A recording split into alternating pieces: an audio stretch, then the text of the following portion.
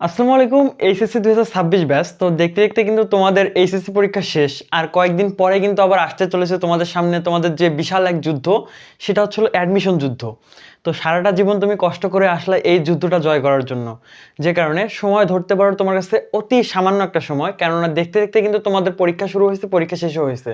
ঠিক তেমনি তোমাদের আর অ্যাডমিশনের মাত্র আছে 3 মাস। এই 3 মাসে চোখের পলকে চলে যাবে, দেখবা তোমাদের সামনে অ্যাডমিশন এসে দাঁড়িয়েছে।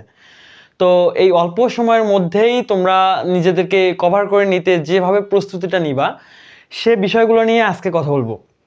তো আজকে আমরা মূলত কথা বলবো তোমাদের অ্যাডমিশনের ক্ষেত্রে তোমার ঢাকা ভার্সিটির বি ইউনিটে, অর্থাৎ ঢাকা ভার্সিটি সহ বাকি যে বিশ্ববিদ্যালয়গুলো আছে সেগুলোতে ইংরেজিতে কিভাবে টপিকগুলো আসে বা কি কি টপিকগুলো পড়তে হবে সেই ভার্সিটির অ্যাডমিশনের জন্য, সেগুলো নিয়ে। তো অনেকেই তোমাদের ইংলিশকে, তোমাদের এইচএসসি ইংলিশ এবং ভার্সিটি অ্যাডমিশন ইংলিশকে সেম ভাবে নেয়, যে কারণে কিন্তু তারা অ্যাডমিশনের চান্সটা পায় না। আমরা যে বিষয়গুলোকে অ্যানালাইসিস করে দেখতে পারলাম সেটা হচ্ছিল তোমাদের এইচএসসি ইংলিশ এবং অ্যাডমিশনের ইংলিশকে সবাই একইভাবে নেয়, যে কারণেই কিন্তু চান্সটা আর কি পিছিয়ে যায়। সেই ক্ষেত্রে আমরা কিভাবে অ্যাডমিশনের প্রিপারেশনটা নেব ইংরেজির ক্ষেত্রে এবং কি কি টপিকগুলো পড়তে হবে আমাদের, সেগুলো নিয়ে কিন্তু আমাদের আজকের এই ক্লাসটি। তো চলো দেরি না করে আমাদের আজকের ক্লাসের মেইন টপিকে চলে যাওয়া যাক। তো এই অ্যাডমিশনের ক্ষেত্রে আমাদের প্রথমে মার্ক ডিস্ট্রিবিউশন নিয়ে কথা বলে নেই। তো আমাদের এখানে টোটাল আমাদের পরীক্ষা হবে কত মার্কের ইংরেজিতে আমাদের হচ্ছিল 35 মার্ক, বাংলাতে আছে 40 মার্ক এবং বাকি 25 মার্ক হচ্ছিল জিকে থেকে, তোমাদের যে বি ইউনিট রয়েছে অর্থাৎ মানবিক শাখা থেকে। এবং বিজ্ঞান শাখার ক্ষেত্রেও ধরতে পারো এগুলাই টপিক, কিন্তু শুধু অল্প একটু ভিন্ন, সেটা হচ্ছিল মার্কের ক্ষেত্রে। যে কারণে আমরা এখন মার্ক ডিস্ট্রিবিউশন নিয়ে কথা বলি। আমাদের টোটাল মার্ক হচ্ছিল 35 মার্ক। 35-এর মধ্যে 15 মার্ক থাকবে আমাদের এমসিকিউ এবং 20 মার্ক থাকবে রাইট অ্যান্ড অথবা সিকিউর মধ্যে। তো আমাদের প্রথম এই যে তোমার হচ্ছে 20 মার্ক থাকবে হচ্ছিল রাইট অ্যান্ড আর সিকিউ, এই দুইটাই ধরতে পারো 20 মার্ক, এবং বাকি 15 মার্ক থাকবে হচ্ছিল এমসিকিউ এর মধ্যে। তো এই এমসিকিউ এবং সিকিউ এর মধ্যে তোমাদের কোনগুলা কোনগুলা পড়তে হবে সেটা হচ্ছিল আমাদের এমসিকিউর ক্ষেত্রে আমাদের যে তিনটা জিনিস জানতে হবে সেটা হচ্ছিল ভোকাবুলারি, গ্রামার, আর হচ্ছিল আমাদের এই যে তোমার ফার্স্ট পেপার থেকে যেগুলো আর কি আসতে পারে। তো আমাদের ভোকাবুলারির মধ্যে কি কি জানতে হবে সেটা হচ্ছিল সিনোনিম, অ্যান্টোনিম আর হলো ফ্রেজ। তো সিনোনিম, অ্যান্টোনিম বলতে আমরা কি জানি, যেগুলো হচ্ছিল তোমার বিপরীত শব্দ, সমার্থক শব্দ, এগুলাই কিন্তু জানি। এগুলো একটার আরেকটার কি হবে না হবে এগুলো একটু ভালোভাবে পড়তে হবে, এগুলো কিন্তু বোর্ড বইয়ের টপিক।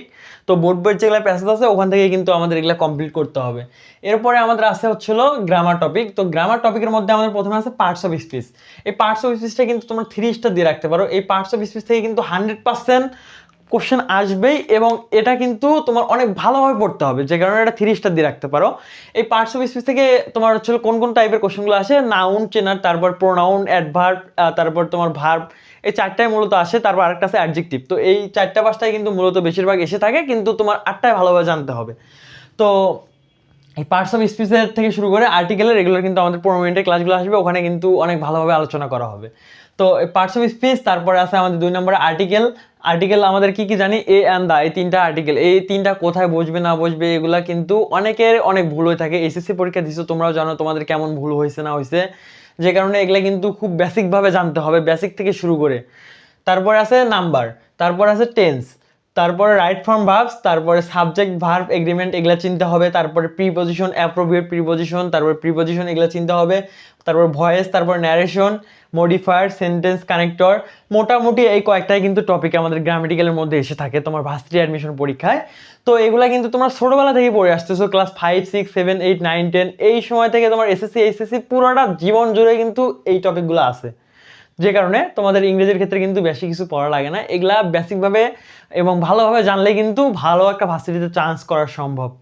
তো এই টপিকগুলা খুব সহজভাবে আমরা আমাদের ক্লাসগুলোতে আলোচনা করব। তোমরা আমাদের চ্যানেল সাবস্ক্রাইব করে আমাদের সাথে থাকিও। আর এই টপিকগুলো কিন্তু আশা করি তোমাদের ইতিপূর্বে তোমাদের কমপ্লিট হয়ে গেছে, আবারও তোমরা এখন রিভিশনের প্রিপারেশন নিচ্ছ, আর এগুলো তোমাদের বেসিক আশা করি ভালোভাবে জানা আছে।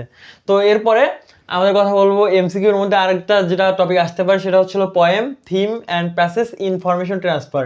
তো পয়েম, থিম অ্যান্ড প্যাসেজ, তারপরে ইনফরমেশন ট্রান্সফার, এগুলো থেকে কিন্তু আমাদের মোটামুটি আকারের ভালো এমসিকিউ এসে থাকে। কিভাবে আসে, তোমার পয়েম অথবা থিম প্যাসেজ থেকে একটা লাইন দিছে, দিয়ে বলছে ওই লাইনটার মধ্যে একটা তোমার গুরুত্বপূর্ণ একটা বিষয় আছে, ওইটা তোমার হচ্ছে এমসিকিউর মধ্যে দিছে।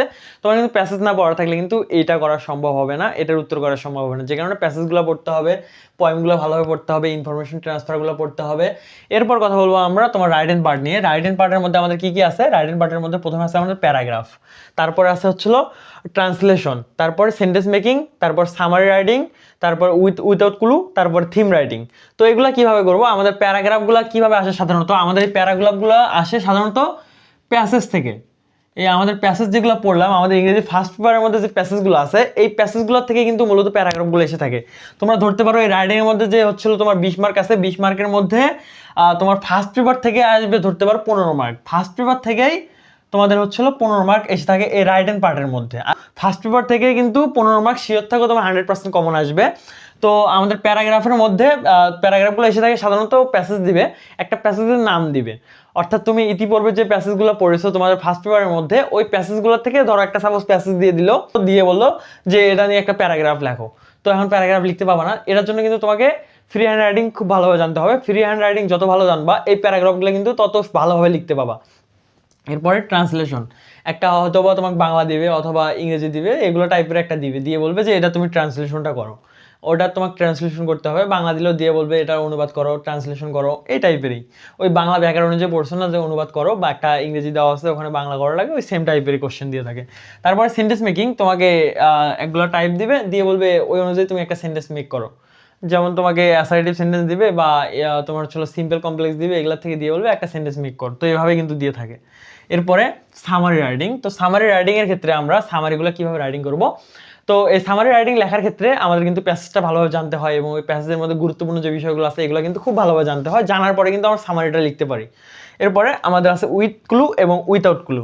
তো এই উইথ ক্লু এবং উইথাউট ক্লু এগুলো কিন্তু আসার চান্স আছে মোটামুটি আকারে। এবার এর আগের বছরগুলোতে আসেনি, যে কারণে এবার আসার চান্স একটু বেশি আছে এগুলা। যে কারণে উইথ ক্লু উইথাউট ক্লুগুলা তোমরা একটু ভালোভাবে জানে যাবে। এগুলো কিন্তু গ্রামাটিক্যাল একটা টপিক, যে কারণে এগুলা কিন্তু তোমার এগুলোর থেকে এসে থাকে। তো এরপরে থিম রাইটিং। তো থিম রাইটিংয়ের ক্ষেত্রে আমাদের একটা প্যাসেজ দেওয়া থাকবে, ওখান থেকে আমাদের একটা থিম লিখতে হবে, ওই প্যাসেজটার মূল ভাব লিখতে হবে। তো এইটুকুর মধ্যে কিন্তু আমাদের কমপ্লিটটা হয়ে যায় মোটামুটি। এর বাইরে কিন্তু কিচ্ছু লাগে না তোমাদের ইংলিশের মধ্যে অ্যাডমিশনের ক্ষেত্রে। তো এই সামান্য কয়েকটা বিষয় আশা করি তোমরা খুব ভালোভাবে আয়ত্ত করতে পারবা। এরপরে আমাদের কথা বলা যাক বেসিক, তারপরে হচ্ছিল topic, previous question, practice, model test. তো আমাদের এই বেসিক জানাটা কিন্তু খুব গুরুত্বপূর্ণ একটা বিষয়। আমাদের এগুলোর ক্ষেত্রে বেসিকটার থেকেই কিন্তু অ্যাডমিশনে বেশিরভাগ আসবে এবং 100% আসবে। তারপর টপিকগুলো ক্লিয়ার রাখতে হবে। তারপর আমাদের আছে প্রিভিয়াস কোশ্চেন। এই প্রিভিয়াস কোশ্চেনগুলো আমাদেরকে কালেক্ট করতে হবে, বিভিন্ন গাইড বই থেকে কালেক্ট করতে হবে, হয়ে কিন্তু এই প্রিভিয়াস কোশ্চেনগুলো আমাদেরকে কভার করতে হবে। তারপর আছে কি প্র্যাকটিস, প্রচুর পরিমাণ প্র্যাকটিস করবা, একটার পর একটা প্র্যাকটিস করবা। বোর্ড কোশ্চেন যত প্রকারে আসে না কেন, তোমার বিগত যে ভার্সিটিগুলোতে কোশ্চেনগুলো আসছে সেগুলো কালেক্ট করে তোমরা প্র্যাকটিস করতে থাকবা। এরপরে মডেল টেস্ট, প্রচুর পরিমাণ বাড়িতে বসে মডেল টেস্ট দিবা, অনলাইন অফলাইন বাকি যে চর্চা থেকে শুরু করে বাকি চ্যাপগুলো আছে সবগুলোতে শুরু করে তুমি যে প্ল্যাটফর্মে ভর্তি হয়েছো, হয়তো বা হচ্ছ অনলাইন হচ্ছ বা অফলাইন হচ্ছ, বা একটা নিজস্ব একটা টিচারের কাছে হচ্ছ, হওয়ার পরে তোমরা টিচারকে বলবা যে স্যার আমাকে প্রচুর পরিমাণ মডেল টেস্ট দেন, স্যার আমাকে বিগত যতগুলা বোর্ড থেকে এসেছে বা যতগুলো বোর্ড থেকে আসার সম্ভাবনা আছে বা যতগুলো কোশ্চেন আসার সম্ভাবনা আছে সবগুলো থেকে আমাকে মডেল টেস্ট দেন, যাতে আমি ভালোভাবে একটা ভালো রেজাল্ট অর্জন করতে পারি।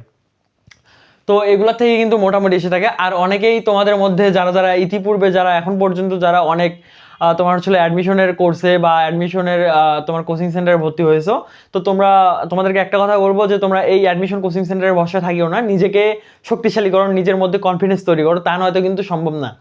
তো নিজের মধ্যে যদি কনফিডেন্স না থাকে, তাছাড়া কিন্তু কখনোই ভালো রেজাল্ট বা অ্যাডমিশনের চান্স পাওয়া কিন্তু কোনোভাবেই সম্ভব না। যে কারণে নিজের মধ্যে একটা কনফিডেন্স আনার জন্য নিজে বাড়িতে পড়ো, ওদের ভরসা থাকিও না। কেননা ওরা শুধু ওখানে বড় বড় টিচার নিয়ে আসবে, নিয়ে এসে শুধু রিভিশন দিয়ে যাবে, যে কারণে তোমার ওখানে যে ফুলফিলভাবে কমপ্লিট হবে এমন কোনো কথা নেই। অনেকেই দেখবা ওটার ভরসা থাকে যে আমি তো 20,000 25,000 টাকা দিয়ে ভর্তি হয়েছি, তো আমাদের অ্যাডমিশন জার্নি কি আটকায়। কোনোভাবেই সম্ভব না ওটা, নিজের মধ্যে যদি না পড়ো। আর তুমি যদি এমন স্টুডেন্ট আছে যারা ঘরের মধ্যে বসেই কিন্তু এই অ্যাডমিশন জার্নিটা সফল করেছে, কারো প্রাইভেটও পড়া লাগে নাই, কোচিংও করা লাগে নাই, ওভাবে কিন্তু সম্ভব হয়েছে। তো অন্যদের কথায় কান না দিয়ে নিজে ট্রাই করো, নিজে ভালো কিছু করার ট্রাই করো, ইনশাল্লাহ হয়ে যাবে। তো সকলের জন্য শুভকামনা রইল। আর আমাদের আজকের এই ক্লাসটি এই পর্যন্তই। এই ক্লাসগুলো আমাদের চ্যানেলে কিন্তু একের পর এক আসতে থাকবে। তোমাদের এগুলো ক্লাসগুলো একটু দেখে নিও। পার্টস অফ স্পিচ কীভাবে 15 মিনিটে আমরা শেষ করব, তারপর বাকি টপিকগুলো শেষ করব, এগুলো আশা করি তোমাদের কাজে আসবে। ধন্যবাদ সবাইকে শেষ পর্যন্ত ভিডিওটি দেখার জন্য। আমি আছি তোমাদের রোমান ভাইয়া তোমাদের সাথে। সেই পর্যন্ত সকলকে জানাই আল্লাহ হাফেজ।